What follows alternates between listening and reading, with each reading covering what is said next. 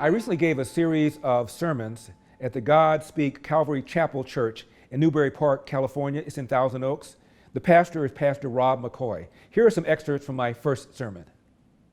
Dennis Prager, if it weren't for him, I wouldn't be on radio. I met him in Cleveland before I got on radio, and we started talking, we became friends, and I knew nothing at all about talk radio. My mother was a big fan of talk radio. KABC became the first 24/7 talk radio in history. I think it was 1965. My mom had it on the very first day and always had it on KABC. So I'm living in Cleveland now, and Dennis Prager is there. He is sitting in for a host of a show called Morning Exchange that I appeared on from time to time as a lawyer explaining things in lay terms. And so I walk in, and instead of Fred Griffith, there's Dennis Prager, this big guy. And I did my thing, and Dennis was kind of impressed with the 10-minute segment we did on, I think it was workplace harassment or something like that, live show. And as I am getting ready to leave, taking off my mic, I hear somebody say, "Dennis, when are you going back to Los Angeles?" And I said, "Are you from LA?" He goes, "Well, not originally, but I live there now." I said, "Well, I'm from LA, I live in Cleveland." And we had a 90-second conversation, and he found out that I was conservative. And he said, "The next time you're in LA, why don't you come on my radio show?" And I said, "Okay, fine." Didn't pay too much attention to it. That night, I'm talking to my mom. And we were talking about family business, and at the end of the conversation, I said, "Wait, before you hang up, I met somebody this afternoon. He's in talk radio. I know you like talk radio." I never did. I thought it was a bunch of noise. When I walk in the room, she had it on. I didn't understand the appeal. And I said, "I met somebody who's in talk radio." She said, "What's his name?" I said, "His name is Dennis something. Dennis Popper, Dennis Piker, Dennis." She said, "Prager?" And almost blew off my ear. It's like I'd met Elvis. And I said, "He told me the next time I'm in LA, he'd have me on." She goes, "Really? He rarely has guests. That's a big deal." I said, "Really?" So fast forward, Christmas rolls around. I'm in LA, and I called Dennis, and he didn't return the phone call. And that didn't surprise me. 6 months had now gone by. You know, you call my guy, I call your guy, let's have lunch. I thought it was just that phony Hollywood stuff. And my mother said, "Did you call Dennis?" I said, "Yes." Did he call back?" I said, "No." She said, "Call him again right now." Put the phone, and I called Dennis. Do you hear anything like privacy is guaranteed? Today, I would like to introduce a new privacy and cybersecurity application tool called Secure, spelled S-E-K-U-R. Secure is using proprietary encryption and is offering secure instant messaging and email. All communication is based on servers and data centers hosted in Switzerland without using any of the big tech platforms such as Amazon Web Server or Microsoft or Google, and also following the strictest Swiss data privacy laws. Privacy is a big issue now. Literally, we know that people, if they want, they can read your emails or messages or bank information when you do bank transfer. Constantly, your private information, pictures, chat, email have been stolen, and your data have been mined and sold by big tech.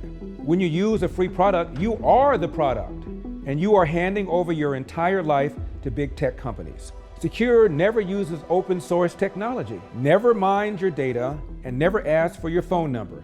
Also, you can easily communicate with both secure user and non-secure users by using the chat by invites for messaging others and using Secure Send when sending an email to others like your doctor, banker, lawyer, or anyone else. You can also set a time to destruct the message or email to protect your privacy. Secure's technology allows you to communicate privately without fear of spying from your internet provider and without the need of a VPN service to secure your connection. Secure is your solution to stop the constant theft of your digital identity. It costs only $5 for the messenger and only $10 for the email and messenger package. Go to secure.com and take back your privacy today. That's SEKUR.com. Use promo code Larry for 25% off. So Dennis answered the phone this time. He had me on for an hour. And I get back to LA, and the station manager named George Green called, and he asked me to come back for a 2-day audition. Now I want to back up. I had been on radio before. I was living in Cleveland, and I began writing op-ed pieces for newspapers. I always wanted to be a writer. The lawyer thing, TV thing, radio thing, still blows my mind. I wanted to be a writer, but I also knew writers didn't make any money. I didn't want to be broke. So I writing these pieces for the Cleveland Plain Dealer, and one of them finally got published. And it was about 35 years ago, and I wrote that racism is no longer a major problem in America, that if you work hard, irrespective of your race, stay clean, invest in yourself, you'll be just fine in America. I didn't think it was some big statement. You say that now, people think you're crazy. But back then, 35 years ago, phone rings. It's a programming director of a radio host in Cleveland. Now, I should tell you, I never listened to talk radio. I live downtown Cleveland. I walk to work. So the experience that a lot of people have of driving, listening to talk radio, I never had it. But even if I did drive to work, I probably wouldn't have listened to talk radio. I really didn't even like it. And he said, I read your article. You don't think that racism is a major problem in America? I said, no, I don't. He said, are you black? And I said, I've been told. He said, would you come on my guy's radio station and talk about your article? I said, sure. So I was on for a whole hour. Now that I'm in talk radio, I know how long a period of time that is for somebody who's never been on radio. It is a long time. So you have to be really rocking and rolling. Now, Cleveland is 50% black. So most of the callers were black people offended by my assertion that racism is no longer a major problem in America.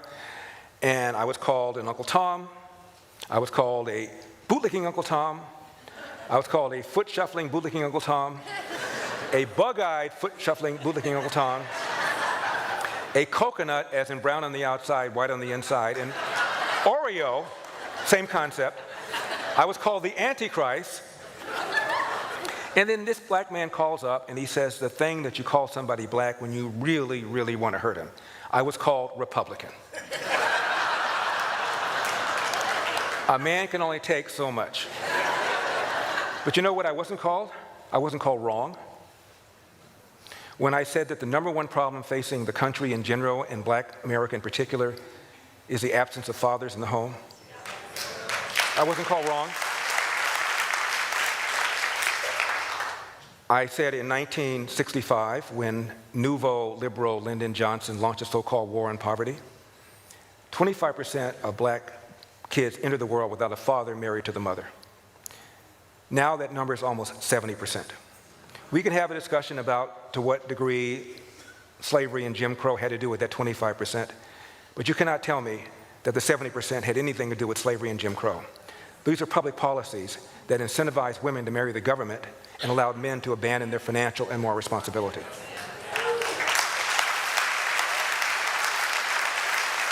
And forget about Larry. Barack Obama once said, a kid raised without a father is 5 times more likely to be poor and commit crime, 9 times more likely to drop out of school, and 20 times more likely to end up in jail. I was not called wrong.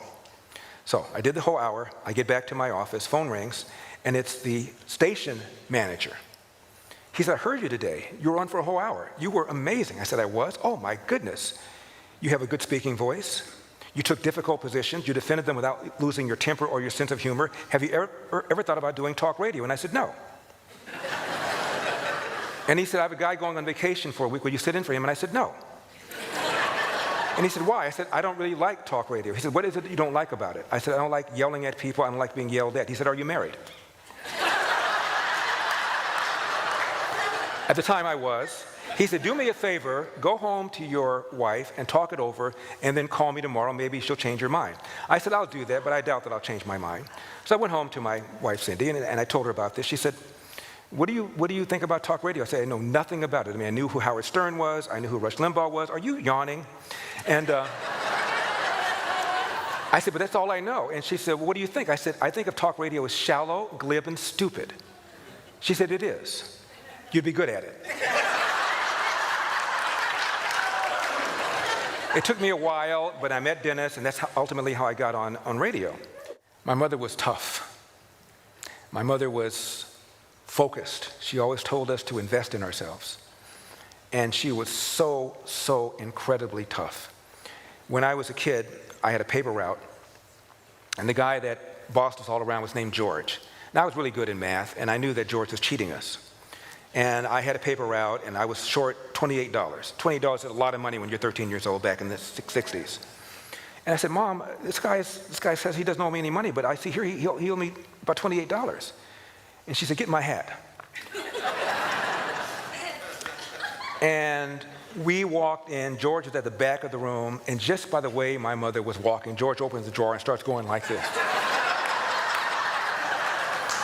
My mother and I talked about it years later, and I reminded her about it. I said, Mom, she said, I have regrets about that. I said, really? She said, what? She said, that man was cheating all you boys. I should have gotten all your money. I told my mother once, if she'd gone into politics, she'd have been a senator. If she'd gone into crime, she would have been Jack the Ripper. And my mother told my brothers and me, no one can make you feel inferior without your permission.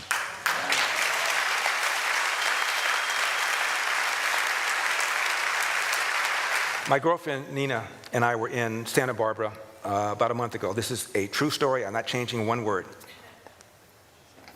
And if you know Santa Barbara, if you know the demographics of Santa Barbara, it's not exactly Wakanda. So I get out of the car, and I hear a deep male voice go, hey, want a banana? Now I'm looking up to assess the situation. I'm not sure what I would have done. And it's a white guy with a van, and the trunk is open, and there's a big bag of bananas. And he's talking to another white guy who's homeless, picking through a garbage can. So I said to the driver, hey, I thought you were talking to me.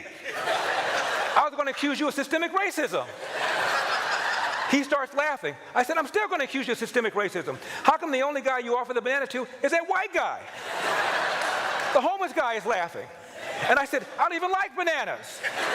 Homeless guy goes, you're a funny guy, you're a funny guy. I said, I'm here all week. 2 drink minimum, throw something in the tip jar. I get in the car, I said, Nina, did I just ask a homeless guy to give me a tip? I'm gonna burn in hell. I'm Larry Elder, and we've got a country to save. I will see you next time. Out.